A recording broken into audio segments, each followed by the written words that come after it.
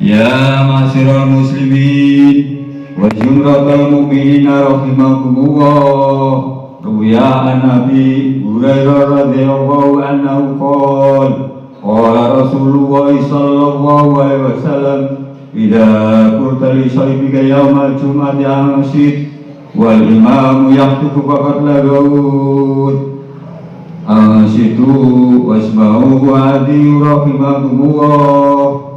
Ansitu wasma'u wa adiyu rahimakumullah. Ansitu wasma'u wa adiyu rahimakumullah la'allakum turhamun. Allahumma salli ala Muhammad. Allahumma salli ala Sayyidina Muhammad. Allahumma salli wa sallim ala Sayyidina wa Maulana Muhammad. Assalamualaikum warahmatullahi wabarakatuh. Allahu Akbar, Allahu Akbar, Allahu Akbar, Allahu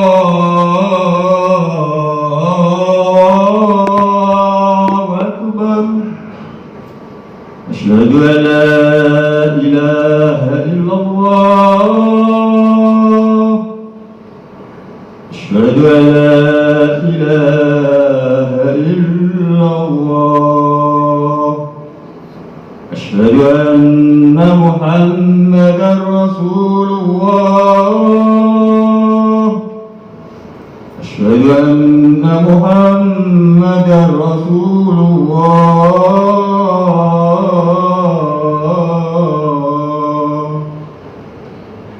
Hayya 'alas shalah.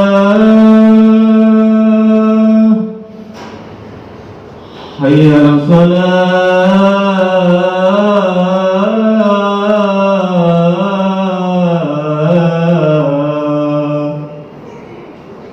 Hayya 'alas falah. Hayya 'alas falah.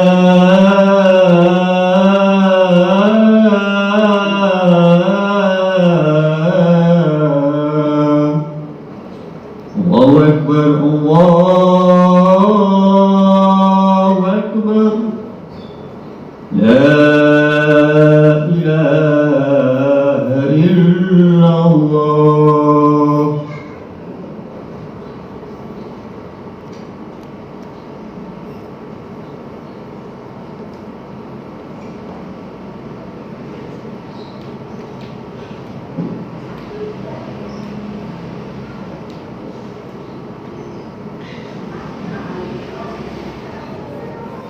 Alhamdulillah.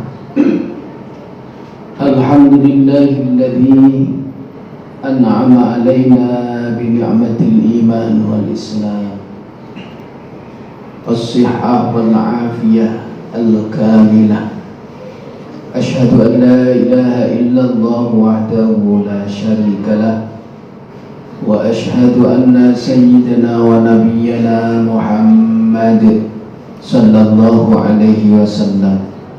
Allahumma salli wa sallim wa karrim wa majid wa azim wa tammim ala habibina wa syafi'ina wa qurrati a'yunina Muhammad wa ala alihi wa sahbihi ajma'in. Amma ba'du fa ya ibadallah ittaqullaha haqqa tuqatih wa la tamutunna illa wa antum muslimun. Hadirin sidang Jumat yarhamukumullah. Di suasana yang sangat hening, yang terang, yang nikmat kita rasakan atas segala kenikmatan yang diberikan Allah kepada kita saat ini. Di bulan Paskah setelah Syawal, badan kita, lisan kita, anggota tubuh kita, dan ruhania kita telah digembleng oleh Allah Subhanahu wa ta'ala. Di khutbah yang singkat ini, nanti saya akan mencoba mengajak bapak-bapak untuk mengkalkulasi diri, mengevaluasi diri, khususnya dalam hal menjaga lisan atau tulisan di dalam kemajuan teknologi yang sekarang marak. Hadirin sidang Jumat yarhamukumullah, ketakwaan yang perlu kita jaga, keimanan kita setiap saat mari kita pegang dengan kuat sehingga sampai akhir hayat kula panjenengan sedaya taksih bisa memegang teguh keimanan ini sampai membawa bendera husnal khotimah. Amin ya rabbal alamin. Salawat serta salam mudah-mudahan tercurahkan kepada junjungan kita Nabi besar Muhammad sallallahu alaihi wasallam yang telah memberikan bimbingan berupa hadis dan ayat Al-Quran kepada kita sebagai umatnya. Semoga semakin tambah umur kita, semakin menjadi dalam menjaga keimanan, ukhuwah, persaudaraan, sehingga sosialitas kita semakin baik, ibadah kita kepada Allah semakin istiqamah, sehingga akan sempurna ketakwaan itu yang sudah kita dapat sejak bulan Ramadan. Hadirin sidang Jumat yarhamukumullah, hal yang paling penting dalam mengkalkulasi keimanan ini setiap waktu dan waktu, bulan dan bulan, yang pertama adalah mensyukuri nikmat atas kenikmatan yang diberikan oleh Allah. Banyak para ulama mengartikan mensyukuri nikmat, tetapi saya akan mencoba membaca sebuah teks orang-orang yang ahli hakikah, orang-orang yang ahli makrifat, orang-orang yang ahli dekat dengan Allah, bagaimana pandangan mereka terhadap syukur kepada Allah. Dikatakan dalam tulisan kitabnya Hakikatus Syukri Inda Ahli Tahqiq, hakikatnya syukur menurut orang-orang ahli keyakinan yang kuat di sisi Allah adalah al-i'tirafu bi ni'matil mun'im. Yang pertama, orang yang syukur kepada Allah adalah menyadari akan nikmat itu adalah dari Allah yang memberi nikmat. Dengan cara apa? Ala wajhil khudu, dengan cara memperlihatkan wajah dan anggota tubuh dengan ketundukan kepada Allah. Ini bisa dilihat dalam kitab Kusyairi. Kitab Kusyairi ini kitab tasawuf yang lebih luas memaknai syukur kepada Allah. Syukur tidak hanya mengucapkan alhamdulillah, syukur tidak hanya mengucapkan dan menceritakan kepada orang lain terhadap nikmat yang diberikan oleh Allah. Lebih dari itu, seluruh anggota tubuh kita hadapkan untuk khudu, untuk tunduk kepada Allah Subhanahu wa ta'ala. Ketika bulan Ramadan, di sana ada puasa yang hakiki, yang mana puasa hakiki adalah puasa seluruh tubuh mengikuti seperti puasa, seperti halnya lisan menjaga makan dan minum. Tidak hanya menjaga makan dan minum, anggota tubuh seluruhnya menjaga dari hal-hal yang dilarang oleh Allah. Itulah hakikat puasa yang sebenarnya. Berarti syukur kalau hanya diucapkan secara lisan masih kurang sempurna menurut orang ahli tahqiq. Menurut orang-orang yang dekat dengan Allah, makrifat dengan Allah, semua anggota tubuhnya digunakan untuk tunduk kepada Allah Subhanahu wa ta'ala. Lisannya digunakan untuk mengucapkan sesuatu yang menyenangkan hati orang lain, bukan menjengkelkan hati orang lain. Tangannya digunakan menulis untuk tulisan yang menyegarkan hati orang lain yang sedang membaca, bukan orang lain membaca justru hatinya terbakar gara-gara tulisan kita, tulisan tangan kita.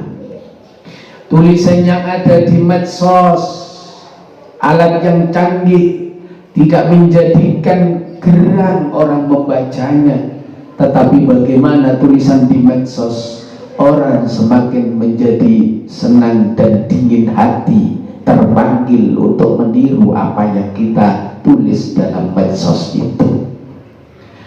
Ketika kaki diajak untuk mensyukuri nikmat Allah, tidak hanya lisan yang mengucapkan alhamdulillah, tetapi lisan dan hati, kaki pun diajak untuk melakukan berjalan di tempat-tempat menuju tempat yang bermaslahat. Ketika ada majelis-majelis taklim, ketika ada majelis-majelis yang menggunakan kemaslahatan umat, kaki kita ringan untuk melangkahnya. Itulah makna hakiki kaki kita mensyukuri nikmat atas diberikan dua kaki oleh Allah kepada kita. Walhasil, seluruh anggota tubuh kalau kita bersyukur kepada Allah, maka digunakan untuk khudu dan tunduk kepada Allah. Na'udzubillah. Ketika kita melihat fenomena di masyarakat sebagian orang yang tidak mensyukuri nikmat, ketika diberikan jabatan, mestinya amanah yang diberikan oleh Allah dilakukan dengan sebaik-baiknya seperti halnya Khalifah Umar bin Khattab. Tetapi jabatan yang diberikan terkadang lupa gara-gara ingin bagaimana mengumpulkan harta secepatnya tanpa memikirkan kerugian dan kesakitan hati orang lain. Hadirin sidang Jumat yarhamukumullah, kalau kita sebagai hamba Allah yang selalu membarengi kita, anggota tubuh kita dengan khudu, dengan bertunduk kepada Allah, insya Allah tidak akan ada tatanan sosial yang melenceng dari tatanan susila.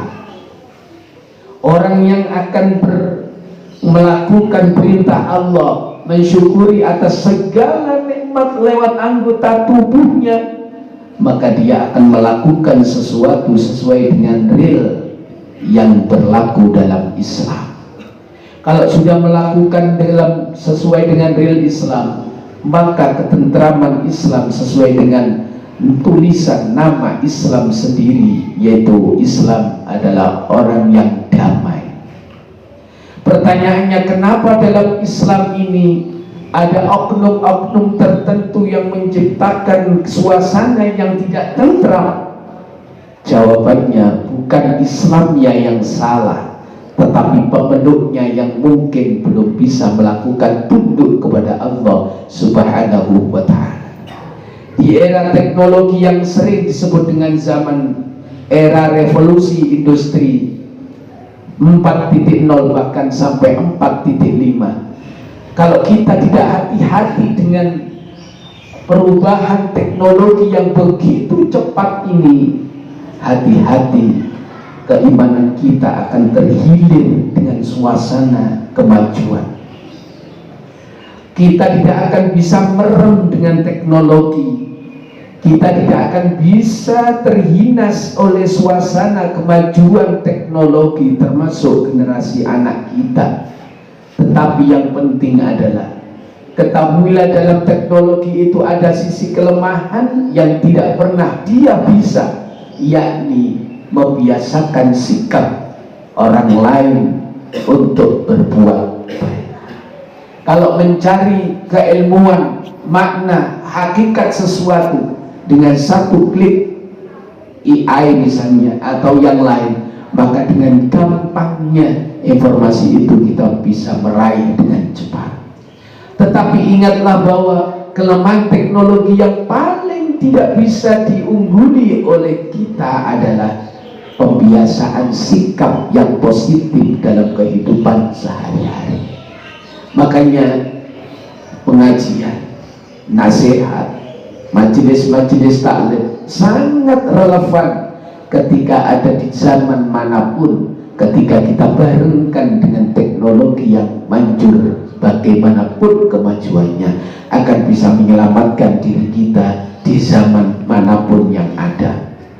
Hadirin sidang Jumat yarhamukumullah. Maka yang pertama untuk menjaga lisan, tentunya kita mengucapkan perkataan yang baik. Bila tidak bisa mengucapkan yang baik, diamlah. Man kana yu'minu billah wal yawmil akhir falyakul khairan aw liyasmut. Yang kedua, ketika lafaz, tulisan di medsos atau apapun, ketika kita tidak bisa menuliskan sesuatu yang baik, ma yalfidu min qaulin illa ladaihi raqibun atid. Ketahuilah, tidak ada suatu kalimat pun yang diucapkan melainkan ada di dekatnya malaikat pengawas yang hadir, yaitu raqib dan atid. Artinya, ketika kita menulis sesuatu harus kita pikir sedalam mungkin. Ketika kita mengucapkan sesuatu, pikirkan yang dalam. Apakah tulisanku, ucapanku bisa menyakitkan oleh orang lain? Apakah tulisanku, sikapku bisa mengecewakan, bahkan bisa menyakiti hati orang lain? Ketahuilah wahai hati dan nafsu, engkau diawasi oleh raqib dan atid yang selalu menulis semua perbuatanku. Kesadaran itu harus kita bayangkan dalam diri kita, sehingga dalam melakukan apapun kita akan mempunyai rasa khauf atau akhwaf. Inna akhwafa ma akhafu alaikum badi kullama nafikin alaihim lisan. Kalau kita akan terbiasa takut dengan sesuatu yang kita ucapkan, misalnya ucapan itu merugikan orang lain, maka rasa takut itu akan bisa membimbing lisan kita untuk berbuat baik. Hadirin, semoga semua anggota tubuh kita bisa kita lakukan dengan mudah untuk berbuat baik. Amin ya rabbal alamin. Barakallahu li wa lakum fil Qur'anil azim wa nafa'ani wa iyyakum bil ayati wan dzikri wal hakim innahu was samiul alim.